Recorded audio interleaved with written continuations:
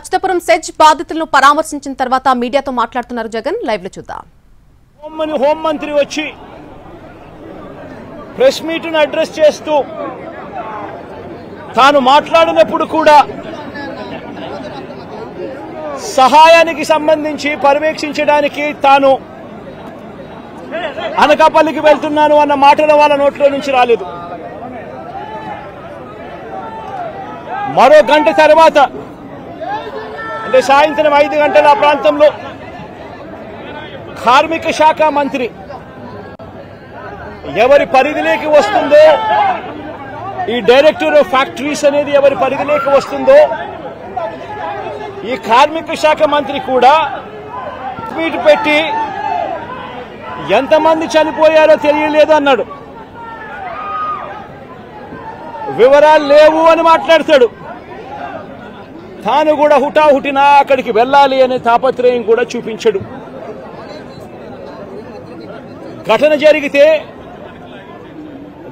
జరిగిన తర్వాత ఘటన స్థలానికి కలెక్టర్ ఎప్పుడు పోయాడు, అధికారులు ఎప్పుడు పోయారు, కమిషనర్ ఎప్పుడు పోయారు అన్నది ఒక్కసారి గమనిస్తే ఇంకా బాధ కలిగించే అంశాలు. అధికార పార్టీకి సంబంధించిన నాయకులు ఎప్పుడు పోయారు అని చూస్తే ఇంకా బాధ కలిగించే అంశాలు. కనీసం ఘటన జరిగితే కనీసం అంబులెన్స్ ను కూడా కనీసం మొబిలైజ్ చేసి ఆ ప్రాంతానికి తీసుకుని రాని పరిస్థితి. బాధితులు ఎవరైతే ఉన్నారో వాళ్ళందరినీ కూడా కంపెనీకి సంబంధించిన బస్సుల్లో తీసుకొస్తా ఉన్నారు, హాస్పిటల్లోకి తీసుకొని పోయే పరిస్థితి. నేను ఒకసారి తేడా గమనించమని అడుగుతా ఉన్నా. ఇలాంటి ఘటనే ఒకసారి మా ప్రభుత్వ హయాంలో కూడా జరిగింది. ఎల్జీ పాలిమర్స్ అనే ఘటన జరిగింది. కోవిడ్ మహమ్మారి ఉన్న సమయం అది. మేలో జరిగింది. మే 2020 ప్రాంతంలో జరిగింది. ఒకవైపున కోవిడ్ మహమ్మారి ఉంది. ఉన్నప్పటికీ కూడా ప్రభుత్వం ఎలా పలికింది, ఎలా స్పందించింది అని ఒక్కసారి కంపారిజన్ చేయాలి. ఆ ఘటన తెల్లవారుజామున రాత్రి 3:40 తెల్లవారుజామున 3:40కి ఆ ఘటన జరిగితే, తెల్లవారుజామున 3:40కి ఆ ఘటన జరిగింది. పట్టపగలు కాదు. జరిగితే 5 గంటల కల్లా కలెక్టర్ స్పాట్లోకి వెళ్ళాడు, కమిషనర్ స్పాట్లోకి వెళ్ళాడు. అంబులెన్స్లు అప్పటికే ముమ్మరంగా మోహరించేశాయి. గవర్నమెంట్ అంబులెన్స్ అన్ని కూడా తీసుకొచ్చాయి. ప్రతి బాధితునికి కూడా తోడుగా ఉండే కార్యక్రమం జరిగింది. 6 గంటల కల్లా వైఎస్ఆర్ కాంగ్రెస్ పార్టీకి సంబంధించిన సీనియర్ నాయకులందరూ కూడా స్పాట్ మీదకి వెళ్లారు, తోడుగా ఉండే కార్యక్రమం చేశారు. అదే రోజు 11 గంటల కల్లా, మధ్యాహ్నం కూడా కాదు, మధ్యాహ్నం కాకమునిపే 11 గంటల కల్లా ఏకంగా ముఖ్యమంత్రి అంటే నేనే ఏకంగా స్పాట్లోకి నేనే రావడం జరిగింది. స్పందించిన తీరు గమనించమని అడుగుతా ఉన్నా. వెంటనే 24 గంటల్లోనే ఏకంగా ₹1 కోటి కాంపన్సేషన్ ప్రకటించిన పరిస్థితులు గతంలో ఎప్పుడు జరగల. ఇట్లాంటి ఘటనలు జరిగినప్పుడు గవర్నమెంట్ ఎప్పుడూ కూడా రెస్పాన్సిబిలిటీ తీసుకొని, గవర్నమెంట్ ఎప్పుడూ కూడా బాధితుల పట్ల సానుభూతితో ఎప్పుడూ వ్యవహరించలా. ఇంతగా వ్యవహరించిన పరిస్థితులు ఎప్పుడూ లేవు.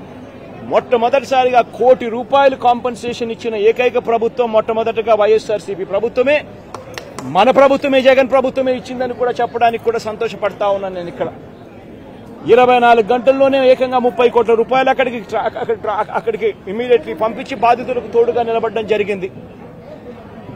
ఎవరైతే దెబ్బలు తగిలాయో, ఎవరైతే ఉన్నారో వాళ్ళని వెంటనే హాస్పిటల్లోకి చేర్పించడం, 3 రోజులు హాస్పిటల్లో ఉంటే ₹10 లక్షల మేర కాంపన్సేషన్ ఇవ్వడం, హాస్పిటల్లోకి జరిగిన మైనర్ ఇంజనీర్స్ కూడా వెంటనే ₹3 లక్షలు ఇవ్వడం, హాస్పిటల్లోకి ఎవరు వచ్చినా కూడా చిన్న గాయాలతో వచ్చిన వాళ్ళకు కూడా ₹25,000 మేరకు వాళ్ళకు కూడా కాంపన్సేషన్ ఇచ్చి పంపించడం.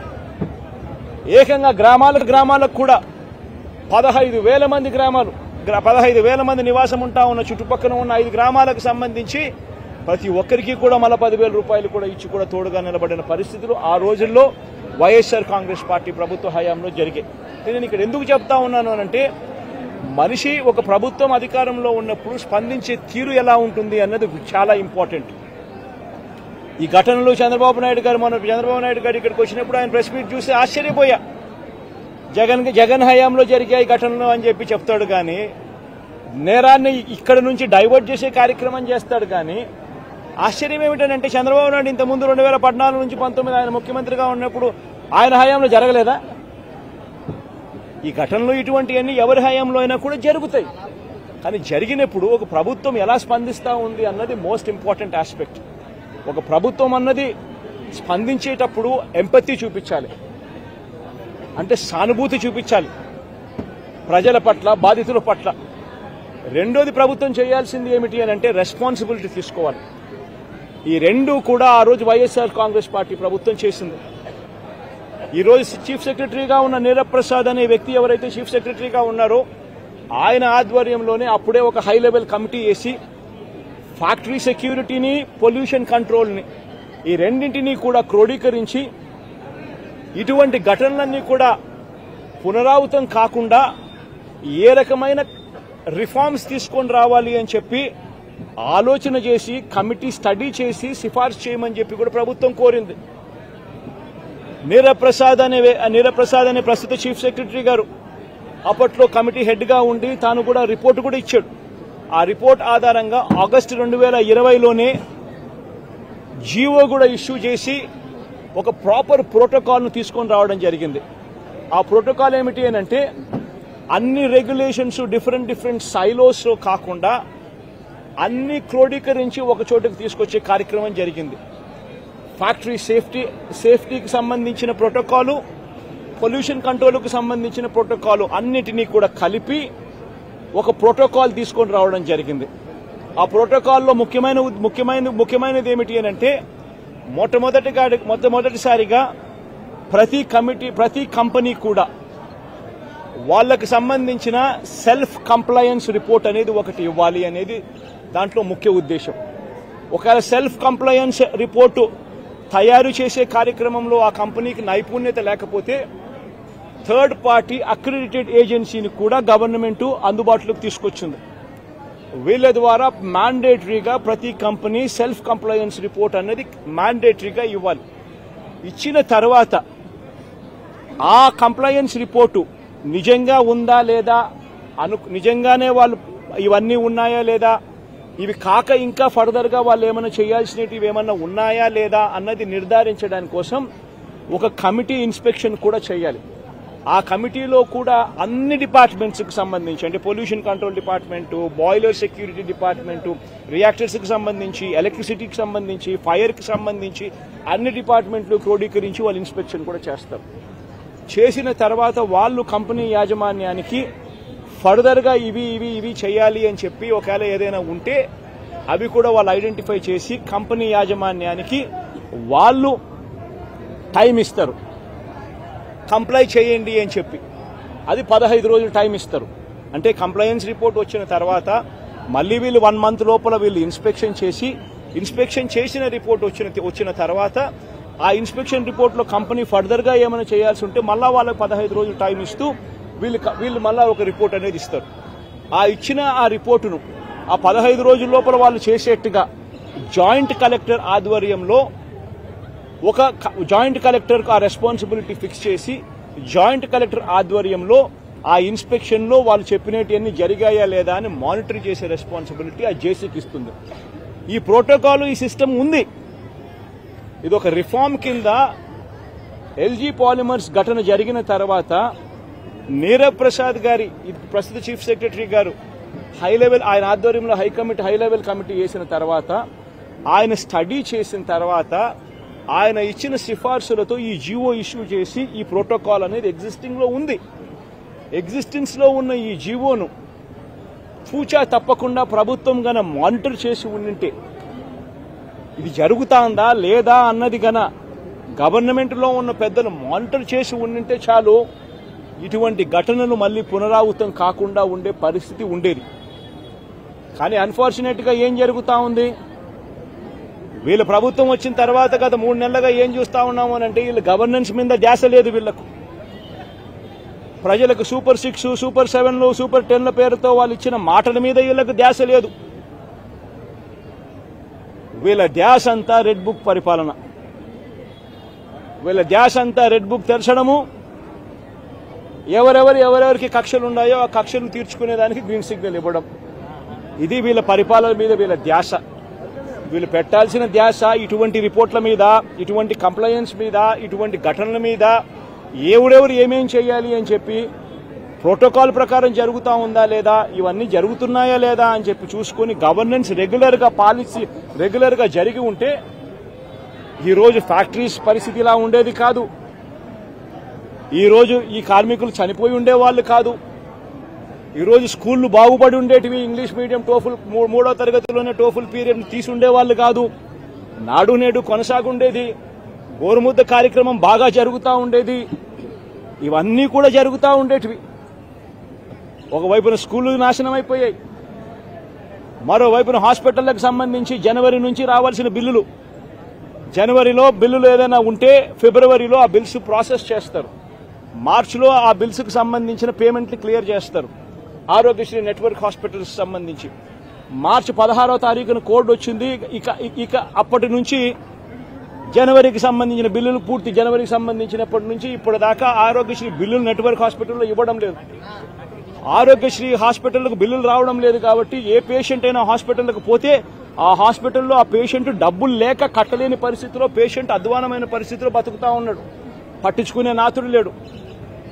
పిల్లలకు సంబంధించిన ఫీజు రీయింబర్స్మెంట్ అనే కార్యక్రమం గతంలో వైఎస్ఆర్సీపీ ఉన్నప్పుడు ఏ రకంగా జరిగేది? ప్రతి 3 నెలలకు ఒకసారి, ప్రతి త్రైమాసికం అయిపోయిన వెంటనే, ఆ త్రైమాసికం అయిపోయిన వెంటనే ఫీజు రీయింబర్స్మెంట్ కింద విద్యా దీవెన అన్నది ఆ తల్లుల ఖాతాల్లోకి జమ అయ్యేది. ఈ రోజు 2 క్వార్టర్స్ అయిపోయాయి, 2 త్రైమాసికాలు అయిపోయాయి. జనవరి, ఫిబ్రవరి, మార్చి, ఏప్రిల్, మే, జూను. 3వ త్రైమాసికం కూడా జూలై, ఆగస్టు, సెప్టెంబర్ కూడా అయిపోవస్తా ఉంది దాదాపుగా. ఇంతవరకు పిల్లలకు సంబంధించిన ఫీజు రీయింబర్స్మెంట్ బకాయిలు ఇంతవరకు రూపాయి కూడా ఇవ్వాల. పిల్లల్ని ఈరోజు కాలేజీలలో చేరేటప్పుడు కాలేజీ యాజమాన్యాలు ప్రభుత్వం ఎప్పుడు ఇస్తుందో తెలియదు, ఇస్తుందో లేదో తెలియదు, మీరు ఫీజులు కట్టాల్సిందే అని చెప్పి ఒకవైపున ఫీజులు డిమాండ్ చేస్తూ ఉన్నాయి కాలేజీ యాజమాన్యాలు, మరోవైపున పిల్లలకు సర్టిఫికెట్లు మేము మీరు ఫీజులు కట్టకపోతే అని చెప్పి ఫీజుల మీద పిల్లల మీద ఒత్తిడి తీసుకొస్తా ఉన్నాయి కాలేజీలు. పట్టించుకునే పరిస్థితి లేదు. వ్యవసాయం ముమ్మరంగా సాగుతా ఉంది.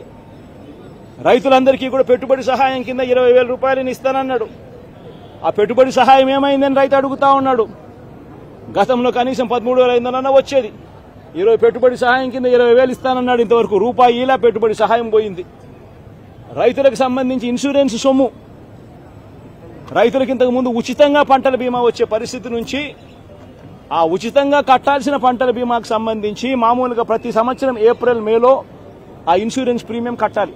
2023-24కు సంబంధించిన ఖరీఫ్కు సంబంధించిన ఇన్సూరెన్స్ సొమ్ము రావాలి అని అంటే 2024 ఏప్రిల్, మేలో ప్రభుత్వం డబ్బులు కడితే, ఆ మేలో ప్రభుత్వం డబ్బులు కడితే మ్యాచింగ్ గ్రాంట్ సెంట్రల్ గవర్నమెంట్ కూడా ఇచ్చి జూన్ మాసంలో ఇన్సూరెన్స్ సొమ్ము కూడా ప్రభుత్వం ప్రతి సంవత్సరం ఇస్తూ వచ్చింది. ఆ ప్రక్రియను పూర్తిగా నాశనం చేశారు. ఇన్సూరెన్స్ సొమ్ము కూడా రాని పరిస్థితిలో ఈరోజు రైతన్నున్నాడు. ఉచిత పంటల బీమా గాలికి ఎగిరిపోయింది. ఈ క్రాప్ అనేది గాలికి ఎగిరిపోయింది. రైతులందరూ కూడా ఈరోజు క్యూలలో నిలబడతా ఉన్న పరిస్థితులు కనబడతా ఉన్నాయి. కనీసం ఎరువులు కావాలన్నా, విత్తనాలు కావాలన్నా దారుణమైన పరిస్థితికి వెళ్ళిపోయింది. గడప వద్దకే, ఇంటి వద్దకే వచ్చే పెన్షన్ ఆగిపోయింది. గడప వద్దకే, ఇంటి వద్దకే వచ్చే ఇంటి వద్దకే వచ్చే రేషన్ ఆగిపోయింది, పెన్షన్ ఆగిపోయింది. ఈరోజు మళ్ళీ ప్రతి వ్యవస్థలో కూడా ఏం జరుగుతా ఉందనంటే కరప్షన్ విపరీతంగా పెరిగిపోయింది, డిస్క్రిమినేషన్ అనేది విపరీతంగా పెరిగిపోయింది. తెలుగుదేశం నాయకుల చుట్టూ వీళ్ళంతా తిరుగుతే తప్పనించి రాని పరిస్థితి అని చెప్పి ఏకంగా మెసేజ్ పంపిస్తా ఉన్నారు. ఈరోజు నిజంగా పాలన అన్నది నిజంగా ఈరోజు ఏం జరుగుతా ఉందనంటే రోజు కూడా కక్షలు తీర్చుకునే దానికోసము కొట్టడము, చంపడము, ఆస్తులు ధ్వంసం చేయడము ఏ కనిపిస్తున్నాయి తప్పనించి పాలనలో ఏదైనా కూడా మంచి చేయాలి, ప్రజలకు మంచి జరగాలి అన్న ఆలోచన, తాపత్రయం ఎక్కడ కూడా కనిపించని అధ్వానమైన పరిస్థితి ఈరోజు మొట్టమొదటిసారిగా రాష్ట్రంలో సాగుతూ ఉంది. నేను ఇవాళ ఇప్పటికైనా ఒకటే మాట చెప్తా ఉన్నా, చంద్రబాబు నాయుడుకి ఇదే మాట చెప్తా ఉన్నా. కాంపన్సేషన్ అన్నది ఎంపతితో ఇవ్వాలి, సానుభూతితో ఇవ్వాలి, ఇవ్వాల్సిన సమయంలో ఇవ్వాలి. ఇంతమంది హాస్పిటల్లో ఉన్నారు, వాళ్ళందరికీ ఏ ఒక్కరికి కూడా, ఈ హాస్పిటల్లో ఉన్న వాళ్ళకి ఏ ఒక్కరికి కూడా ఇంతవరకు డబ్బులు ముట్టల. వాళ్ళందరికీ కూడా మనం ఇస్తామని చెప్పిన డబ్బులు వెంటనే ఇప్పించే కార్యక్రమం చేయండి. ఆ ప్రోటోకాల్ ఏదైతే ఉందో ఫ్యాక్టరీ సెక్యూరిటీస్కి సంబంధించి, ఫ్యాక్టరీ సెక్యూరిటీ పొల్యూషన్ కంట్రోల్కి సంబంధించి ఏదైతే ప్రోటోకాల్ ఎగ్జిస్టెన్స్లో ఉందో ఆ ప్రోటోకాల్ను కనీసం ఇప్పటి నుంచన్నా కనీసం మానిటర్ చేసే దిశగా అడుగులు వేయండి. ఇటువంటి మళ్ళీ పునరావృతం కాకుండా చేసే కార్యక్రమాలు చేయండి. ఆ ఫ్యాక్టరీకి సంబంధించి ఏం జరిగిందో లోతైన ఎంక్వైరీ చేయండి. అడిగినప్పుడు నేను ఇక్కడ బాధితులను పరామర్శించినప్పుడు, బాధితులను అడుగుతా ఉన్నప్పుడు నేను అడిగా. ఆ ఫ్యాక్టరీకి సంబంధించిన విషయాలకు సంబంధించి కూడా తెలుసుకునే ప్రయత్నం చేశా. ఫ్యాక్టరీలో ఏం జరుగుతూ ఉంది, ఫ్యాక్టరీలో ఎస్ఓపీస్ బాగానే పాటించే వాళ్ళ, ఫ్యాక్టరీలో పొల్యూషన్ కంట్రోల్ అనేది స్టాండర్డ్ మెయింటెనెన్స్ చేసే వాళ్ళ అని కూడా అడిగా. అవన్నీ కూడా బాగానే జరిగేటివే అన్నా, బాగానే జరిగేటివే, కానీ ఇది ఎందుకు జరిగిందో తెలియదన్నా అని చెప్పి చెప్తా ఉన్నాను. నేను ఫ్యాక్టరీలకు సంబంధించి వాళ్ళని ఏదో యాజమాన్యానికి సంబంధించి ఎవరన్నా కానీ ఆ యాజమాన్యం వాళ్ళు ఏదో తప్పులు పట్టాలని ఇంకోటి పట్టాలని నేనేం చెప్పడం నాకు. బట్ లోతైన ఎంక్వైరీ అయితే జరగాలి. ఎందుకు తప్పు జరిగిందో తెలుసుకోవాలి. తెలుసుకొని ఇటువంటి మళ్ళీ పునరావృతం కాకుండా అటువంటివన్నీ కూడా చెక్స్ పెట్టి దాన్ని బ్లాక్ చేయాలి. ప్లస్ ప్రోటోకాల్ ఏదైతే ఎగ్జిస్టెన్స్లో ఉందో దాన్ని ఇంప్లిమెంట్ చేసే కార్యక్రమం జరగాలి. అప్పుడు మిగిలిన ఫ్యాక్టరీలలో కూడా ఆటోమేటిక్లీ ఎప్పుడైతే చెక్స్ అనేటివి ఎప్పుడైతే రెగ్యులర్గా పీరియాడికల్గా జరగడం మొదలు పెడతాయో అప్పుడు న్యాచురల్గా సేఫ్టీ పారామీటర్స్ పెంచడం జరుగుతుంది. సేఫ్టీ పారామీటర్స్ ఎప్పుడైతే పెరుగుతాయో అప్పుడు ఇటువంటి ఘటనలు జరగకుండా పోతాయి. ఇవన్నీ ఖచ్చితంగా చేయాలి. ఇవన్నీ ఖచ్చితంగా చేయకపోతే మాత్రం మేము కూడా ఖచ్చితంగా మరో 2 వారాలు, మరో 3 వారాలు టైం ఇస్తాం. మరో 3 వారాల తర్వాత కూడా ప్రతి ఒక్కరికి కూడా హాస్పిటల్లో ఉన్న వీళ్ళందరికీ కూడా, చనిపోయిన వాళ్ళందరికీ కూడా కాంపన్సేషన్ విషయంలో చంద్రబాబు నాయుడు దగ్గర నుంచి స్పందన రాకపోతే మాత్రం ఖచ్చితంగా వైఎస్ఆర్ కాంగ్రెస్ పార్టీ బాధితుల తరఫున ధర్నాకైనా కూర్చుంటుంది. అవసరమైతే జగన్మోహన్ రెడ్డి స్వయంగా వచ్చి కూడా ధర్నాలో పార్టిసిపేట్ చేస్తారని కూడా ఈ సందర్భంగా ఖచ్చితంగా ఈ ప్రభుత్వాన్ని హెచ్చరిస్తూ తెలియజేస్తాం.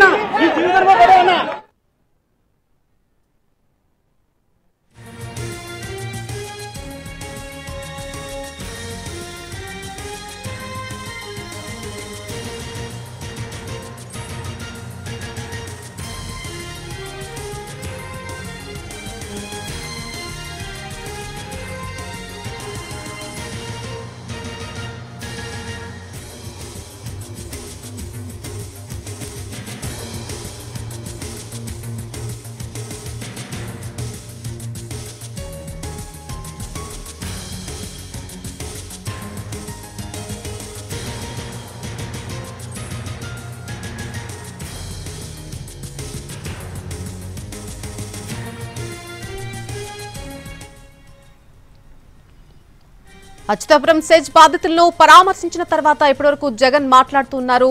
బాధితుల తరపున అండగా నిలుస్తాను.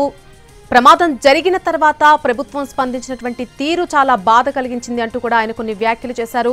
ప్రభుత్వం చాలా నిర్లక్ష్య ధోరణి చూపించింది బాధితుల పట్ల అంటూ కూడా జగన్ మాట్లాడుతున్నారు. కేవలం ప్రభుత్వం దృష్టంతా కూడా రెడ్ బుక్ పాలనపైనే పెడుతోంది, అంతేకాని బాధితుల గురించి ఏమాత్రం పట్టించుకోలేదంటూ కూడా జగన్ చెబుతున్నారు.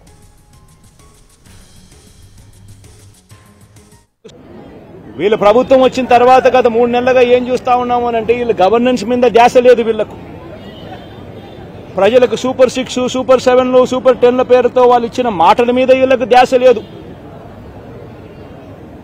వీళ్ళ ధ్యాస అంతా రెడ్ బుక్ పరిపాలన.